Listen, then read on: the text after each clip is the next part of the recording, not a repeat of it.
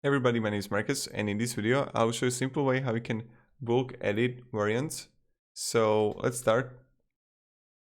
The first thing you want to do is simply be in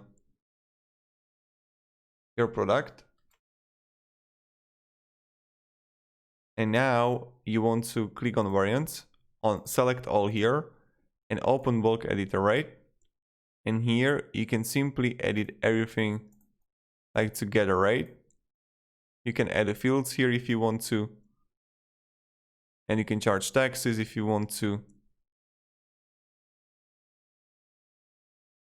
And then what you can do also, guys, is just simply again choose all, more actions, and like add images or all, or like edit quantities here, really up to you.